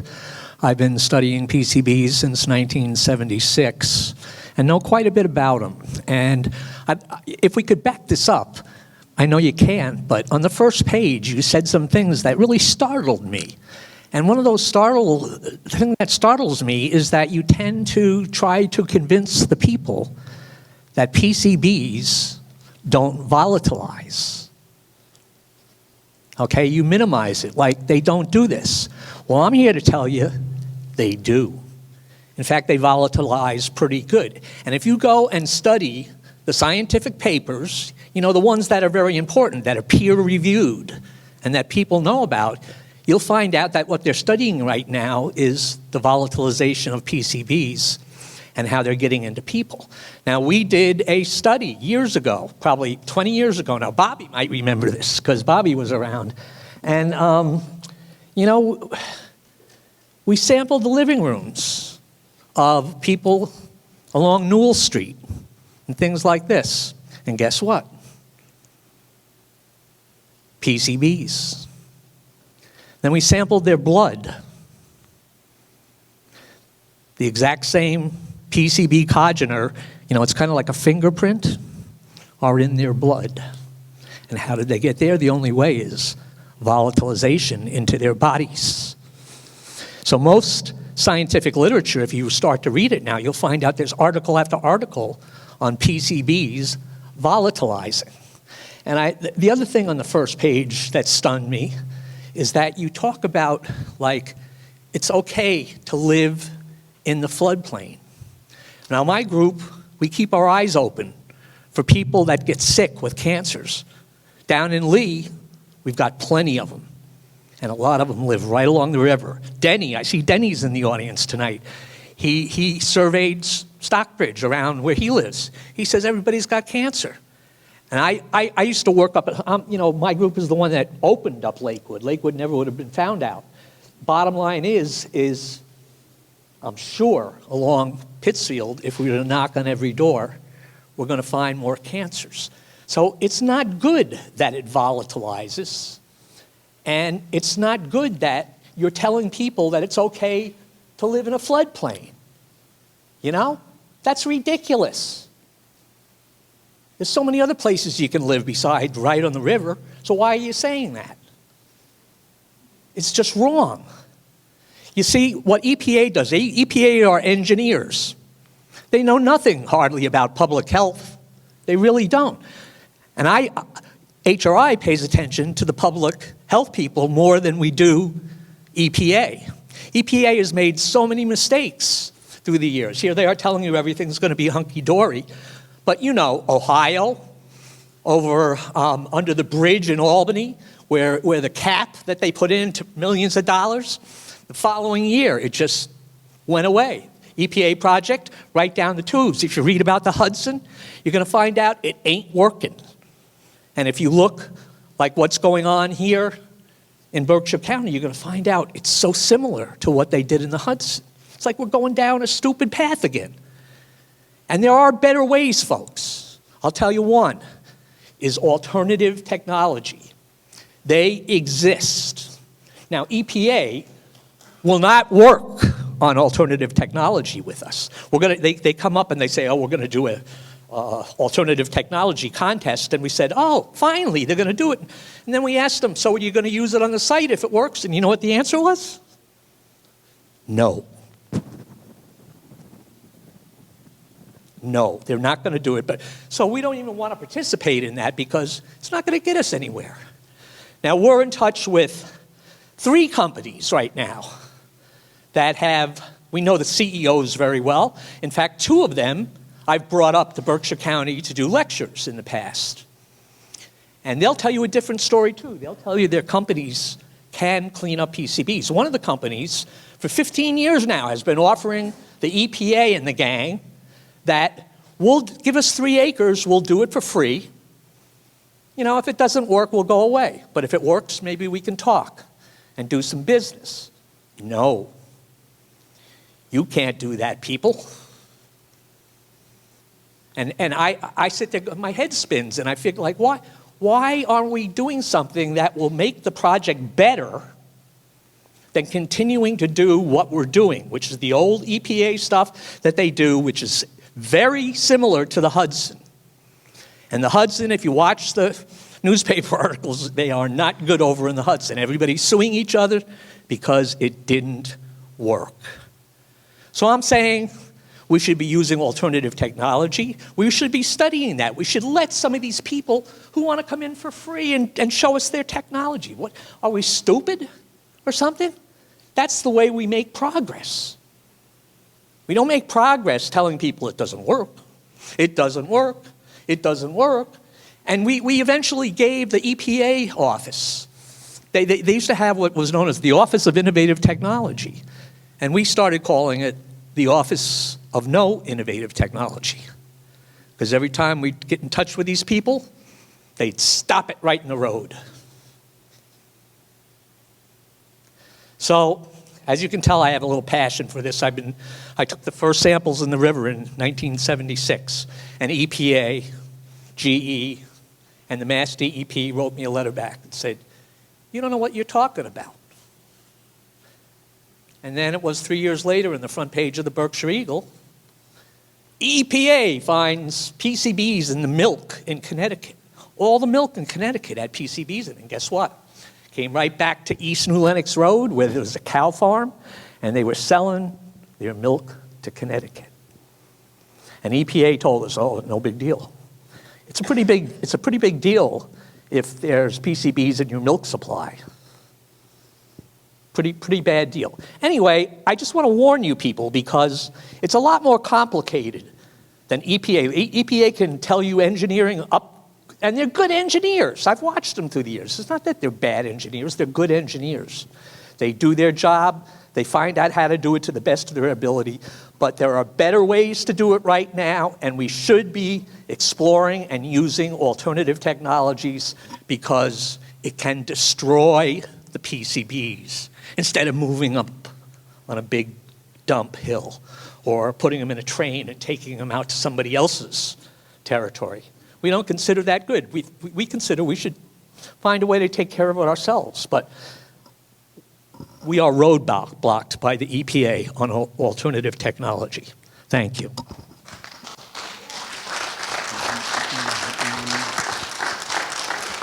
Any other Pittsfield folks? Thank you. I live in Ward 3B, right off William Street, so right on the cusp of Ward 4. I was wondering if you could talk about dewatering, explain what that is, and where is the dewatering going to happen? Because at one meeting, it was mentioned that it would be at the GE facility on East Street. And if that's still happening, it means that all this material would have to be moved to East Street in Pittsfield. Is that still part of the plan? No, that was never part of the plan. I think what was part of the plan, the sediment in Pittsfield, it gets excavated at the river, will be stockpiled near the river. You'll stockpile it up. Water will decant out of that at the bottom. That water will be collected. That water can either be treated at that point and discharged back to the river. It can be collected and tanker trucked, and this is where the tanker truck of the decanted liquid, the river water, GE has the option of bringing that back to their treatment plant at Pittsfield and running it through their carbon filters like they do now every day and discharge it. So no, it's not this soil decediment or contaminated material that was ever proposed to come back to E Street. It's just the water that decants off the sediment or soil. And right now those details are still being worked out. The water is the same water that's in the river. It will have contaminants, the same as all the water that was done for the last 24 years. This is the exact same scenario that was done at Silver Lake, the 1.5 miles to 2 miles in Uncommit Brook. You dewater the sediment and soil, put it in a tanker truck, bring it to 60 foot, bring it to East Street, run it through the treatment plant. So yes, it has, I'm sure there's microscopic levels of PCBs in there. Over on this side, I think. Okay.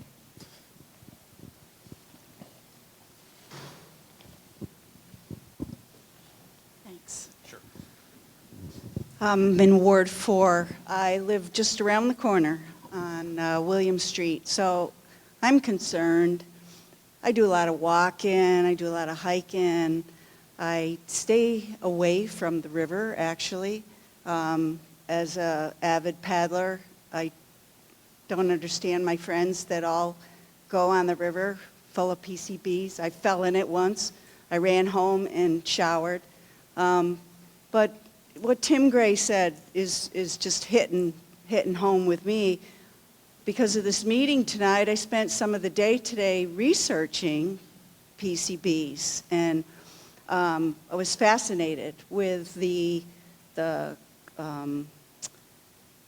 what you're using for the vernal pool, the carbon situation, treating the vernal pools. I guess we can't treat the river because it's too much, but they're saying how effective this carbon treatment is for PCBs, which really I like that situation. Rather than digging and tracing the stuff all over the place, and I got to breathe it, I got to change my route to walk. I can't walk down Pomeroy Ave anymore. I can't go down Roaring Brook Road and hike up the trail up there to Felton Pond.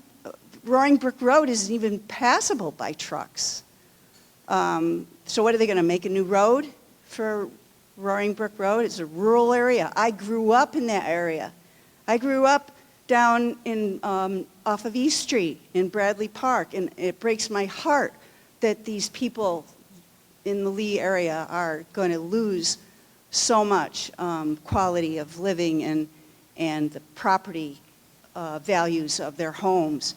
And I think about this going on for, you say 5 years, isn't it more like 15 years that this is going to go on? And here we are, the cultural Berkshires, and we got people coming in from all over the place. Welcome to PCB land, folks. And the air quality is what really scares me. I also read today that they're using sunlight to treat the PCBs. So when you pull that water away like you did for the first part of the river, we could pull the water away and let the sunlight. Global warming, we're getting hotter and hotter here in the Berkshires. Maybe that's an alternative. Plants, they said they were planting certain kinds of plants in the river that were pulling out the PCBs out of the river. So, Tim Gray, you're right on. There's technology out there, and, I think that the EPA is just feeding us what they want us to hear. And it concerns me, that the time that I have left in my life and my grandson, and we've all been exposed to this all of our lives. It's been going on. The PCBs have been going on into the river. And, so far I'm cancer-free, but who knows? I don't know. I just think there should be more technology study going on. And that's my hope. Thanks for those comments. Hi, I'm a Ward 4 resident, and I'm an environmental journalist. My name is Dana Drugmond, and I want to just echo what my friend just said, and just wondering if EPA could respond to what Tim Gray has raised about the alternative technology and the bioremediation. Why is that not seriously being looked into as an alternative? And with the current plan that we have with the dredging, what percentage of the PCBs are going to actually be removed from the river? Just wondering, because there are still going to be PCBs that will be left in the river. So those are my questions. Thank you.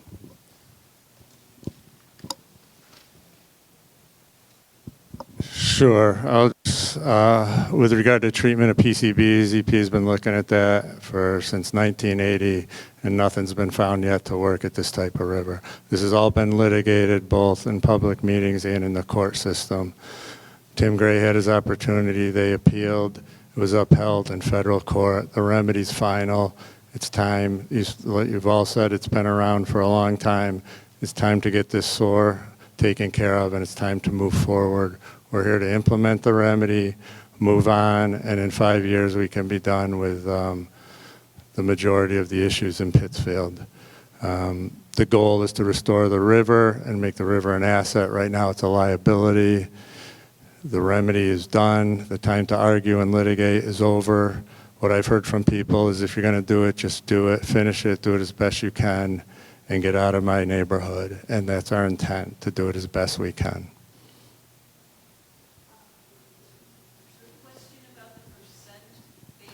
The percent removed is not the appropriate metric. The appropriate metric is the risk removed. This will remove the risk that we started with. This will reduce the risk of PCBs in fish and people ingesting it. It will reduce the risk of PCBs in the floodplain that have the potential to cause health effects. It'll reduce dramatically the risk to the ecological receptors in the minks.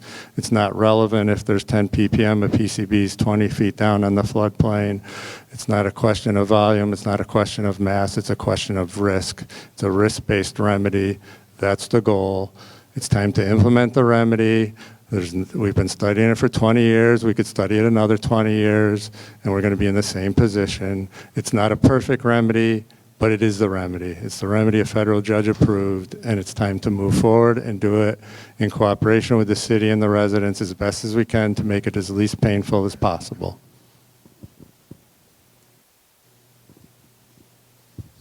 Other questions? Over here.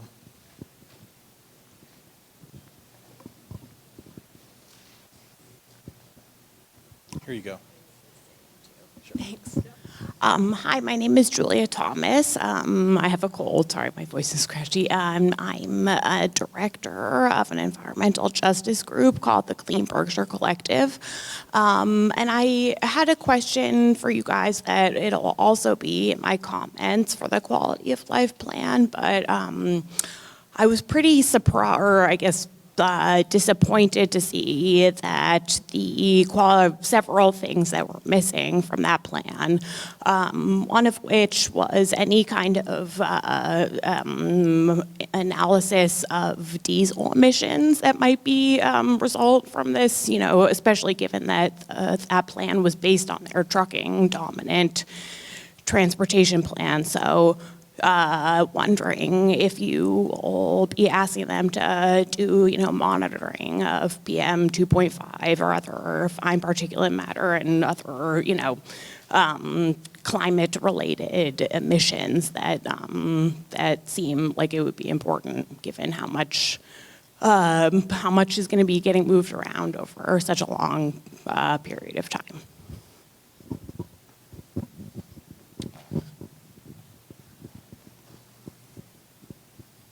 So diesel emissions and climate around that. So the assessment that GE is going to be required to revise in their transportation plan will do comparisons of the projected impacts of greenhouse gases and diesel. As far as monitoring, the monitoring will be for particulates called PM 2.5. So if there's particulates, and they're increased, they will be measured. There's not going to be a specific measurement for diesel or calculations along the way.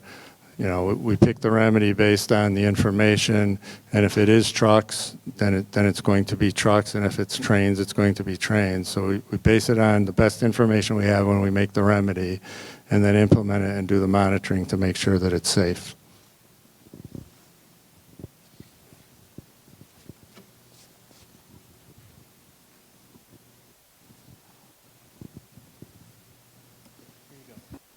Hi, Gail Cerisia from Lee. I just have some questions about the hydraulic pumping. And you proposing GE's proposing hydraulic pumping with the Reach 5B and C, I believe, and 6. Is that substrate different in that part of the river than 5A? More boulders in 5A, which makes them less likely to be able to hydraulically pump. It's much softer sediment, silts and sands down in 5B. Down in Woods Pond, and it's also a lot closer to the upland disposal facility. You'd be pumping, in some cases 1 mile instead of 12 miles. So yeah, the substrate's different, the distance is different. The head that you would need to pump it is different. Okay, I'm asking this question for a particular reason. So you're saying all of Reach 5A substrate is different than 5B, C, and 6? That's why we broke it into reaches, because they did have different characteristics. I'm sure at the tail end of 5A, it's very similar to the start of 5B, and the end of 5B is probably very similar to 5C. But there is a gradation down based on the pitch of the river, the velocity, the amount of turns, whether it's much more quiescent beyond dams, so it settles in. One of the main reasons for the hydraulic pumping at Woods Pond is distance, and that's Yeah, I recognize you're talking about But the distance. substrate is distant. The reason I'm asking you this question, Dean, is because I haven't been able to compare, and I would love to see a slide comparing the difference. But here's the other thing is we're really, the Lee people don't want the dump, obviously, and one of your arguments is that it's going to disturb more habitat or a larger area if we put sidings in versus using trucks. But I personally can't figure out how much area is going to be disturbed by staging, by amendments or widening of Roaring Brook Road, and what's the other road by Woods Pond. I don't see. I have never seen any comparisons of these kinds of things.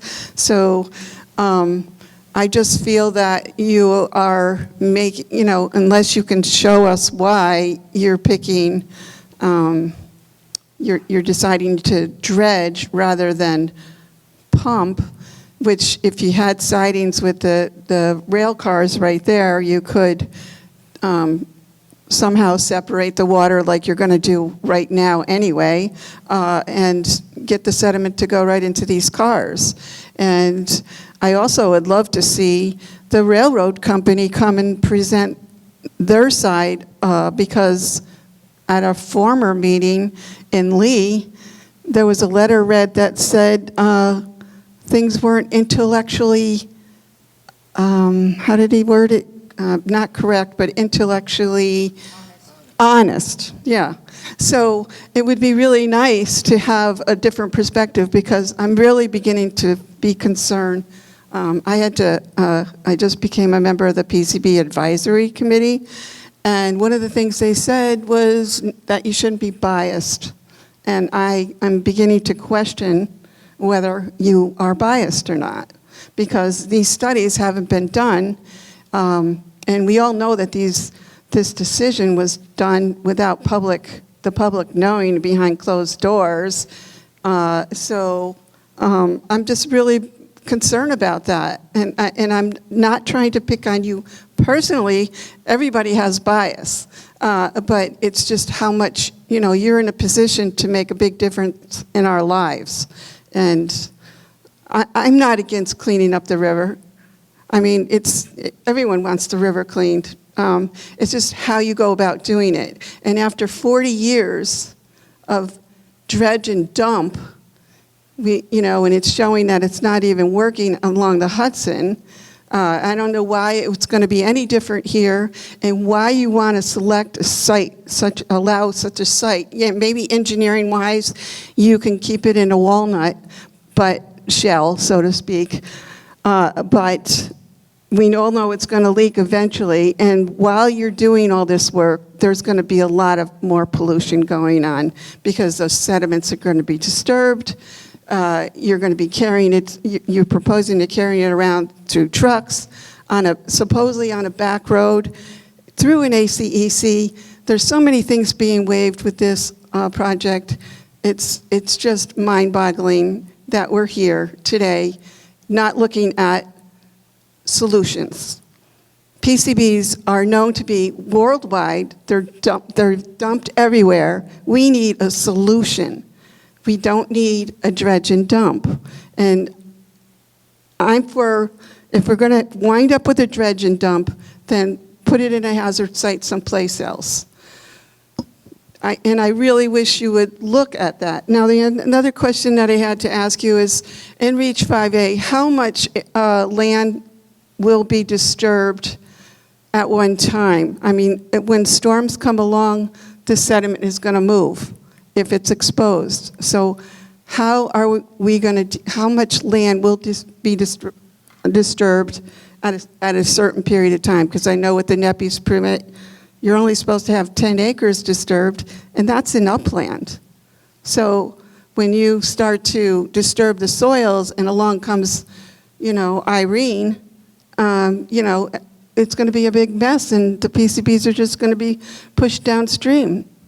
I'm just wondering, how are we going to deal with the climate change and these large storms? And You know, how is this going to get done? Thank you. Thank you, Gail.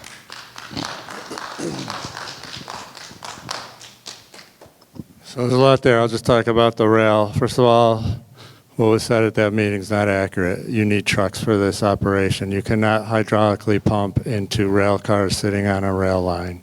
The reason the rail spurs need to be properly located is they need to be located near the track, and you need to have space. It's not so much disturbing sensitive habitat. If that's needed, that'll be done. You can't hydraulically pump floodplain from the east side of the river to a rail car on the west side of the river. That's not physically possible. Whoever wrote that was being disingenuous. That's not possible. That's just common sense. There will be rail sidings evaluated. You have to get the material to the rail. Pumping liquids into a rail car sitting on a rail line is not the solution. GE will be required to evaluate the feasibility of hydraulically pumping Reach 5A. That'll be in the revised plan. I've talked to GE for the last 4 months. We have our engineers, we have the Army Corps of Engineers weighing in. They will do a robust evaluation of rail, and if it's appropriate, they'll use it. And if it needs to disturb sensitive habitat, it will. But you've got to get the material to that place. And if you look at some of the comments submitted in the public comment period that said you could get the rail line to the UDF, it doesn't get you there. It gets you to the bottom of Eurovia sand pit, and there's a dashed red line up to the UDF with no mechanism to get it up the hill. So again,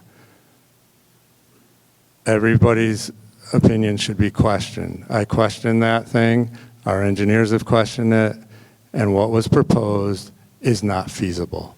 To say that you can remove 100,000 cubic yards of material, both sides of the river itself, with a railroad on one side of the river that's active, without using a truck.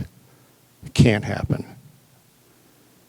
So GE will evaluate all the hydraulic pumping for all the reaches.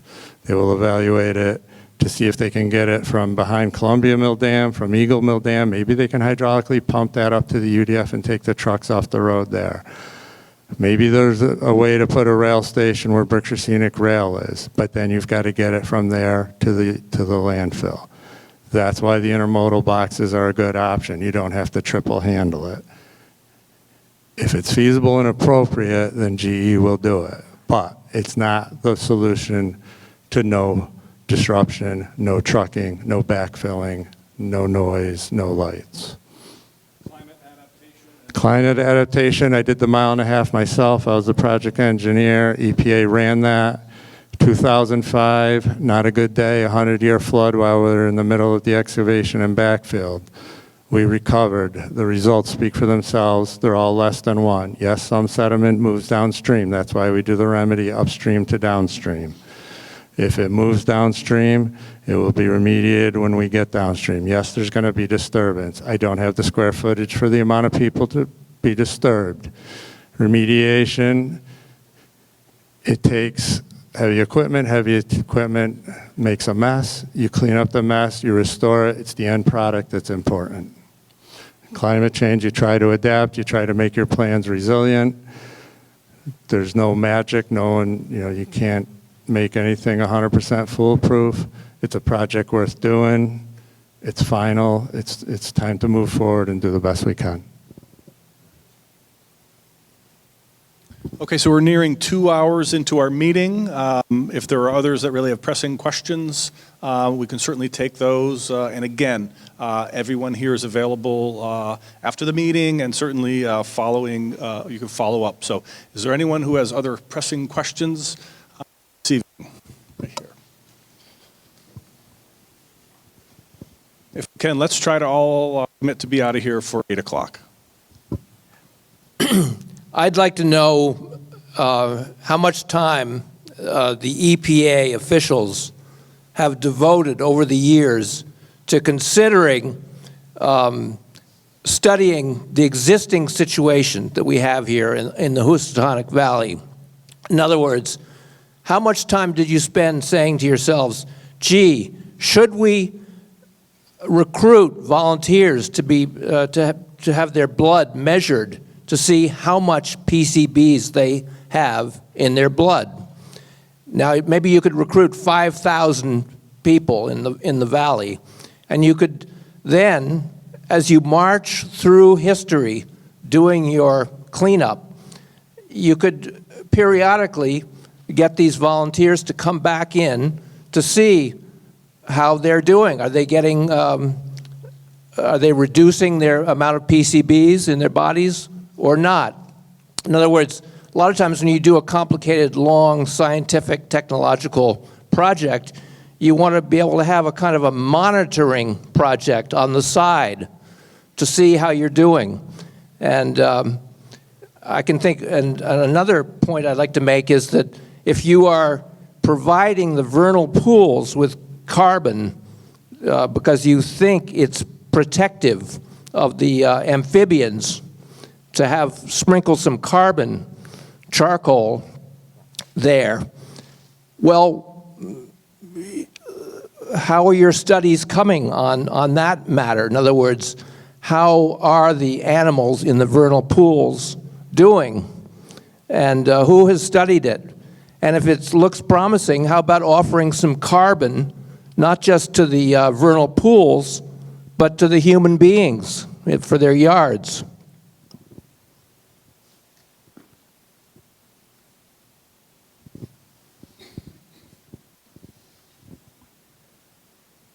Well, I've spent the last 26 years of my life studying the Housatonic River, so I think I know it pretty well. I've put half my career cleaning up Pittsfield and doing this, so I think I've put my time in there. As far as blood studies, that's something the Department of Public Health does. So any EPA does not. It's not a question of us thinking about it. It's not our mandate. We don't have the authority to do that. That's a Department of Public Health thing. There's been numerous blood studies. There's been blood studies at Allendale School. There's been blood studies in Lakewood. My parents were born in Lakewood, so I don't need lectures on what goes on in Lakewood, all right? One was born on East Street, one was born on Newell Street. They worked in the plant. You want to talk about getting exposure to PCBs? Have your father work in the power transformer plant and have his hands dipped in the tank every single day. I don't need lectures about PCBs and blood. If you want a blood study, talk to Mass DPH. You want a cancer study, talk to Mass DPH. Cancer, I think 25% of the people in the country get cancer. Anybody can do, oh, I know somebody has cancer and it came from X. That's not a scientific study. There's no causation and correlation. Yes, we do think PCBs are bad. Yes, we do think PCBs are carcinogens. That's why we're doing the cleanup. We wouldn't do it if that wasn't the case.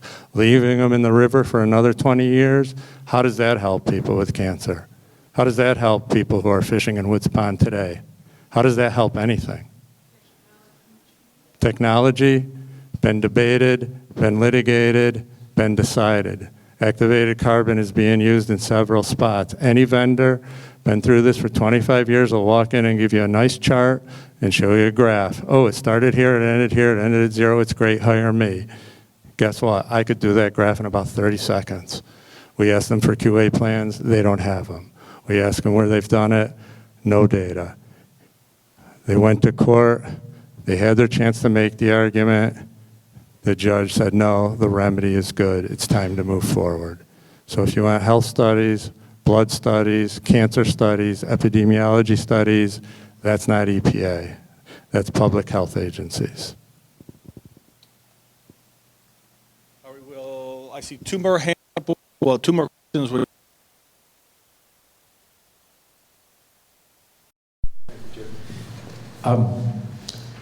I'm hard of hearing, so I've already answered this question, Dean. When is the climate change resilience material for REACH 5A going to be available to the public for comment?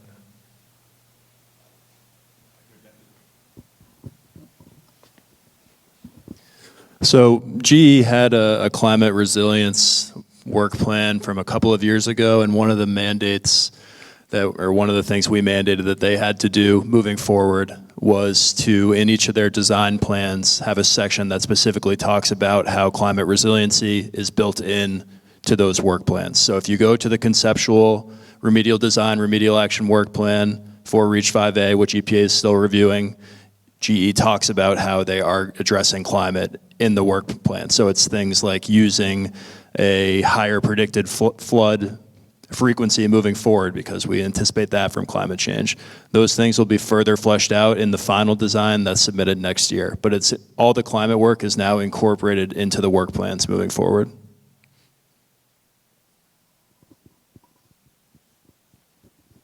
And Mr. Pill. Thanks. I got a question. When they did the first reaches, a lot of times I did my walks and I'd have gasoline or diesel generators and pumps and stuff like that. Because this is going more through neighborhoods and there's electricity nearby, is there any thought to make sure that as much of this is pumped as possible with electric pumps that just come right off a pole with temporary services? And that they're also quieter and everything else. And just as an aside, I participated in a blood study years ago, and so to say that this never been done, it's been done. A lot of GE workers got tested. I got tested.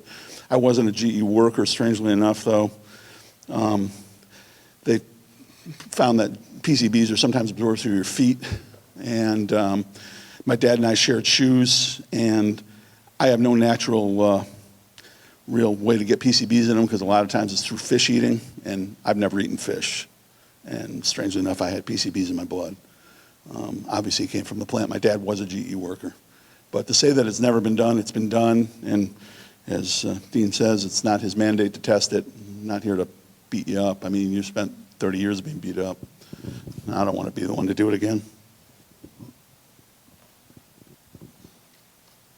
Yeah, electric pumps are certainly an option. You can get drop lines, you can do that. You can get insulated pumps. You know, we're not there yet.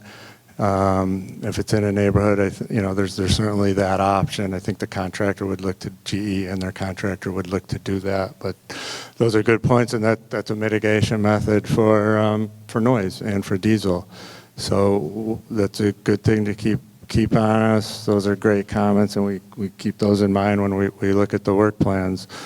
So yeah, comments like that are really helpful. I appreciate it. And you're right, the employees would have firsthand knowledge of that. They would work, your clothes get dirty, your clothes get oily, you come home, you put them in the wash machine. That's what you did, you made a living.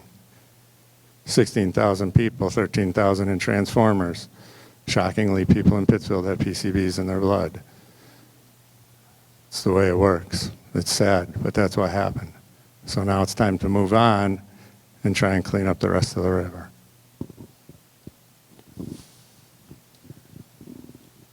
All right, let's wrap up. Thank you, Annie and Chris and Dean for the presentation tonight and the full responses to the questions. Thank you, Councilor Conan, for your assistance that you Ward 4 residents have a meeting and an opportunity to speak. Again, thank you for being here. I appreciate all of your involvement. Thanks.